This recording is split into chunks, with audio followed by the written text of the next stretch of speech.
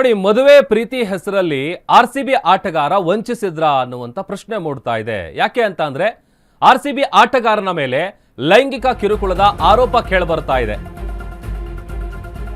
RCBಯ fast bowler Yash Dayal ಮೇಲೆ ಈ ತರದ ಒಂದು ಗಂಭೀರ ಆರೋಪ ಕೇಳಿಬರ್ತಾ ಇದೆ. ಲೈಂಗಿಕ ಕಿರುಕುಳ ಕೊಟ್ಟಿದ್ದಾರೆ ಅನ್ನುವಂತ ಆರೋಪ.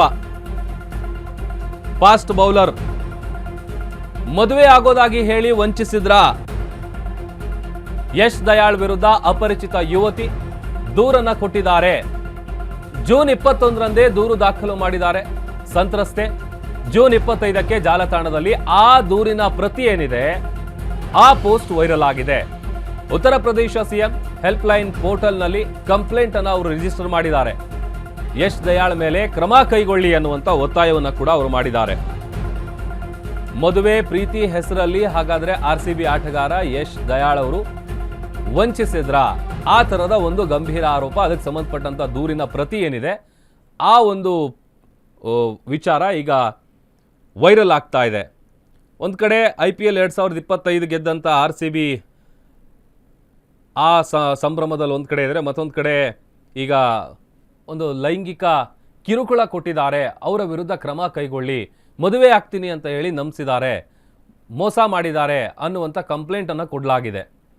ಅದಕ್ಕೆ ಸಂಬಂಧಪಟ್ಟಂಥ ಒಂದು ಕಂಪ್ಲೇಂಟ್ ಏನು ಕೊಟ್ಟಿದ್ದಾರೆ ಅದರ ಪ್ರತಿ ಏನಿದೆ ಅದು ಈಗ ವೈರಲ್ ಆಗ್ತಾ ಇದೆ. ದೃಶ್ಯದಲ್ಲಿ ನಾವು ನಿಮಗೆ ತೋರಿಸ್ತಾ ಇದ್ದೀವಿ ನೋಡಿ.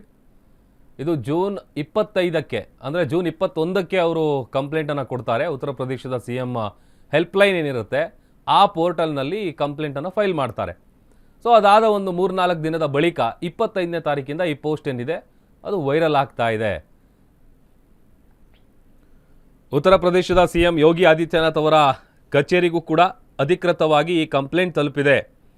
ಈಗ ಈ RCBಯ ಫಾಸ್ಟ್ ಬೌಲರ್ ಏನಿದ್ದಾರೆ ಯಶ್ ದಯಾಳ್ ಅವರು ಈಗ ಒಂದು ರೀತಿ ಕಾನೂನಿನ ಸಂಕಷ್ಟವನ್ನು ಎದುರಿಸಬೇಕಾಗತ್ತೆ. ಯಾಕೆ ಅಂತಂದರೆ ನೋಡಿ, ಸಹಜವಾಗಿ ಆಗಾಗ ನಾವು ನೋಡ್ತಾ ಇರ್ತೀವಿ, ಅದರಲ್ಲೂ ಹೇಳಿ ಕೇಳಿ ಈ ಥರ RCB ಟೀಮಲ್ಲಿ ಗುರುತಿಸ್ಕೊಂಡಿರುವಂಥ ವ್ಯಕ್ತಿ, ಅದರಲ್ಲೂ ಫಾಸ್ಟ್ ಬೌಲರ್ ಬೇರೆ, ಅಂಥವರ ವಿರುದ್ಧ ಈ ಥರದ ಒಂದು ಗಂಭೀರ ಆರೋಪ ಕೇಳಿಬರ್ತಾ ಇರೋದು ಎಷ್ಟರ ಮಟ್ಟಿಗೆ ನಿಜ ಅಥವಾ ಇದು ಕೇವಲ ಆರೋಪನ, ಅದೆಲ್ಲವೂ ಕೂಡ ಆನಂತರದಲ್ಲಿ ಗೊತ್ತಾಗುತ್ತೆ.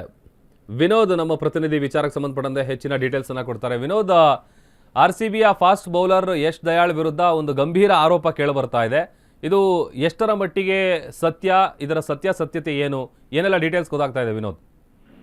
ಪ್ರಭು, RCBಯ ವೇಗದ ಬೌಲರ್ ಆಗಿರ್ತಕ್ಕಂತ ಯಶ್ ದಯಾಳ್ ಮೇಲೆ ಈಗಾಗಲೇ ಒಂದು ಅಪರಿಚಿತ ಮಹಿಳೆ ಒಂದು ದೂರನ್ನು ನೀಡಿದ್ದಾರೆ. ಅಂದ್ರೆ ಜೂನ್ 21ರಂದು ಒಂದು ಉತ್ತರ ಪ್ರದೇಶ ಒಂದು CM ಪೋರ್ಟಲ್ ಅಂದ್ರೆ IGRS ಪೋರ್ಟಲ್ ನಲ್ಲಿ ಒಂದು ತಮ್ಮ ಕಂಪ್ಲೇಂಟ್ ಅನ್ನ ರಿಜಿಸ್ಟರ್ ಮಾಡ್ತಾರೆ. ಅಂದ್ರೆ ಈ ಜೂನ್ 21ರಂದು ಒಂದು ಕಂಪ್ಲೇಂಟ್ ಮಾಡ್ತಾರೆ. ಜೂನ್ 25ಕ್ಕೆ ಒಂದು ಸಾಮಾಜಿಕ ಜಾಲತಾಣದಲ್ಲಿ ತಮ್ಮ ಅಂದ್ರೆ ಯಶ್ ದಯಾಳ್ ಏನು ಮೋಸ ಮಾಡ್ತಾರೆ ಅದ್ರ ಬಗ್ಗೆ ಒಂದು ಪೋಸ್ಟ್ ಹಾಕ್ತಾರೆ. ಆದ್ರೆ ಇದಕ್ಕಿಂತ ಒಂದು 7 ದಿನ ಮುಂಚೆ ಅಂದ್ರೆ ಜೂನ್ 14ರಂದು ಒಂದು ಗಾಜಿಯಾಬಾದ್ ಇರ್ತಕ್ಕಂಥ ಪೊಲೀಸ್ ಹೆಲ್ಪ್ ಲೈನ್ಗೆ ಒಂದು ಪ್ರಯತ್ನವನ್ನು ಮಾಡ್ತಾರೆ ಕರೆ ಮಾಡೋಕೆ.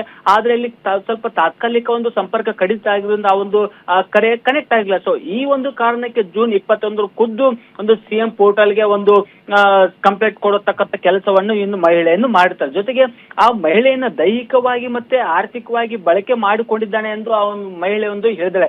ಅಂದ್ರೆ ಆ ಸಂಪೂರ್ಣವಾಗಿ ಒಂದು FIR ಅಂದ್ರೆ ಆ ಒಂದು ದೂರನ್ನು ಓದಿದ್ರೆ ತಾನು ಒಂದು 5 ವರ್ಷ ಸಂಬಂಧ ಅಂದ್ರೆ 5 ವರ್ಷದಲ್ಲಿ ತಮ್ಮ ಸಂಬಂಧಗಳು ಹೇಗಿತ್ತು ಮತ್ತೆ ಯಶ್ ದಯಾಳ್ ತಮ್ಮನ್ನು ಯಾವ ತರ ಬಳಸಿಕೊಂಡಿದ್ದಾರೆ, ಆ ಒಂದು ಮಹಿಳೆ ಮಾಡ್ತಕ್ಕಂಥ ಒಂದು ಆರೋಪ ನೋಡಿದ್ರೆ ಪ್ರಮುಖವಾಗಿ 2 ರಿಂದ 3 ಆರೋಪಗಳು ಇಲ್ಲಿ ಪ್ರಮುಖವಾಗಿ ಕಂಡು ಬರ್ತದೆ. ಒಂದು, ಆ ಯಶ್ ದಯಾಳ್ ಆ ಯುವತಿಯನ್ನ ತಮ್ಮ ಕುಟುಂಬಕ್ಕೆ ಪರಿಚಯ ಮಾಡಿಸಿ ತನ್ನ ಸ್ನೇಹಿತೆ ಅಂದ್ಬಿಟ್ಟು ಒಡನಾಟ, ಒಂದು ಕುಟುಂಬ ಜೊತೆ ಒಡನಾಟ ಬೆಳೆಸಿದ್ದು ಅಂದ್ಬಿಟ್ಟು ಒಂದು ವಿಚಾರನ ಪ್ರಸ್ತಾಪ ಮಾಡಲಾಗಿದೆ. ಜೊತೆಗೆ ಅವಳನ್ನ ಮಾನಸಿಕವಾಗಿ ಮತ್ತೆ ದೈಹಿಕವಾಗಿ ಇವು ಯಶ್ ದಯಾಳ್ ಬಳಸಿಕೊಂಡಿದ್ದಾರೆ ಎನ್ನುವುದು ಸಹ ಆ ಒಂದು ದೂರಿನಲ್ಲಿ ಆರೋಪ ಮಾಡಿದ್ದಾರೆ. ಜೊತೆಗೆ ಇನ್ನೊಂದು ಪ್ರಮುಖವಾದ ಆರೋಪ ಅಂದ್ರೆ ನನ್ನ ತರನೇ ಬೇರೆ ಯುವತಿಯರನ್ನು ಸಹ ಒಂದು ದೈಹಿಕವಾಗಿ ಮತ್ತೆ ಆರ್ಥಿಕವಾಗಿ ಬಳಸಿಕೊಳ್ಳುತ್ತಿದ್ದಾರೆ ಎಂದು ಈ 3 ಪ್ರಮುಖ ಆರೋಪಗಳನ್ನು ಆ ಯುವತಿಯನ್ನು ಮಾಡಿದ್ದಾರೆ. ಜೊತೆಗೆ ಹೀಗಾಗಿ ಈ ಒಂದು ಸಂಪೂರ್ಣವಾಗಿ ಯಾವಾಗ ಅವಳು ಎಸ್ ದಯಾಳ್ ಕುಟುಂಬಕ್ಕೆ ಪರಿಚಯ ಮಾಡ್ತಾನೆ ಆ ಒಂದು ಸಂದರ್ಭದಲ್ಲಿ ಆ ಒಂದು ಎಸ್ ದಯಾಳನ್ನು ಸಂಪೂರ್ಣವಾಗಿ ನಂಬಿ ತಾನು ತನ್ನ ದೈಹಿಕವಾಗ್ಲಿ ಮತ್ತೆ ಆರ್ಥಿಕವಾಗಿ ಎಷ್ಟೇ ಬಳಕೆ ಮಾಡಿಕೊಂಡ್ರು ಸಹ ಒಂದು ಯಾವುದೇ ರೀತಿ ಒಂದು ಏನು ದೂರು ಕೊಡೋದಾಗ್ಲಿ ಮಾಡೋದಾಗ್ಲಿ ಮಾಡಿಲ್ಲ. ಆದ್ರೆ ಏಕಾಏಕಿ ಆ ಯುವತಿನ ಯಾವಾಗ ಇವನು ಎಸ್ ದಯಾಳ್ ಅವಾಯ್ಡ್ ಮಾಡ್ತಾರೆ ಆ ಒಂದು ಸಂದರ್ಭದಲ್ಲಿ ಆ ವಿಚಾರಗಳು ಗೊತ್ತಾಗಿ ಜೂನ್ 21 ಈಗಾಗಲೇ ಒಂದು ದೂರ ನೀಡಿದ. ಜೊತೆಗೆ ಈಗ ಗಾಜಿಯಾಬಾದ್ ಪೊಲೀಸರು ಇಂದಿರಾಪುರಂನ ಅಧಿಕಾರಿಗಳಿಂದ ವರದಿ ಕೇಳಿದ್ರೆ, ಅಂದ್ರೆ ಸಿಎಂ ಕಚೇರಿಯಿಂದ ಗಾಜಿಯಾಬಾದ್ ಅಧಿಕಾರಿಗಳಿಂದ ವರದಿ ಕೇಳಿದ್ರೆ ಆ ಒಂದು ಅಧಿಕಾರಿಗಳು ಇಂದಿರಾಪುರಂನ ಅಧಿಕಾರಿಗಳಿಂದ ಜುಲೈ 21 ಒಳಗೆ ಈ ಒಂದು ಸಂಪೂರ್ಣ ತನಿಖೆ ವರದಿ ಕೊಡುವಂತೆ ಕಟ್ಟುನಿಟ್ಟಾಗಿ ಒಂದು ಆದೇಶ ಮಾಡಿ ಆ ಒಂದು ಸಂಪೂರ್ಣವಾಗಿ ಅಂದ್ರೆ ಆದೇಶ ಮಾಡಿದೆ. ಸೊ ಹೀಗಾಗಿ ಜುಲೈ 21 ಒಳಗೆ ಆ ಒಂದು ತನಿಖೆ ಸತ್ಯಾಸತ್ಯತೆಗಳು ಗೊತ್ತಾಗಲಿದೆ. ಜೊತೆಗೆ ಆ ಒಂದು ಈ ಒಂದು ಘಟನೆ ಬಗ್ಗೆ ಈಗಾಗಲೇ ಅವಾಗಲೇ ಹೇಳ್ದಂಗೆ ಜೂನ್ 14ರಂದೇ ಸಹ ಒಂದು ಪ್ರಯತ್ನ ಪಟ್ಟಿದ್ರು, ಅದು ಆಗಿರಲಿಲ್ಲ. ಸೊ ಹೀಗಾಗಿ ಯಾವಾಗ ಇದರ ಸತ್ಯಾಸತ್ಯತೆ ಹೊರ ಬರುತ್ತೆ ಅಂದ್ಬಿಟ್ಟು ನಾವು ಕಾದು ನೋಡ್ಬೇಕು. ಯಾಕಂದ್ರೆ ಈ ವಿಚಾರಕ್ಕೆ ಸಂಬಂಧಪಟ್ಟಂಗೆ ಎಸ್ ದಯಾಳ್ ಆಗಲಿ ಮತ್ತೆ ಪೊಲೀಸರಾಗಲಿ ಯಾವುದೇ ರೀತಿ ಇನ್ನೂ ಅಧಿಕೃತವಾಗಿ ಮಾಹಿತಿ ಬಂದಿಲ್ಲ. ಆದ್ರೆ ಇವತ್ತಿ ಮಾತ್ರ ಇಲ್ಲಿ ದೂರನ್ನು ಕೊಟ್ಟಿದ್ರು, ಇವತ್ತಿ ಕಡೆಯಿಂದ ಮಾತ್ರ ಒನ್ ಸೈಡ್ ಸುದ್ದಿ ಆಗಿದೆ ಹೊರತು ಆದ್ರೆ ಎಸ್ ದಯಾಳ್ ಆಗಲಿ ಪೊಲೀಸ್ ಅಧಿಕಾರಿಗಳಾಗಲಿ ಇದಕ್ಕೆ ಯಾವುದೇ ರೀತಿ ಇನ್ನೂ ಸ್ಪಷ್ಟತೆಯನ್ನು ಕೊಟ್ಟಿಲ್ಲ. ಪ್ರಭು, ಥ್ಯಾಂಕ್ ಯು ವಿನೋದ್ ನಿಮ್ಮೆಲ್ಲ ಡೀಟೇಲ್ಸ್ಗಾಗಿ.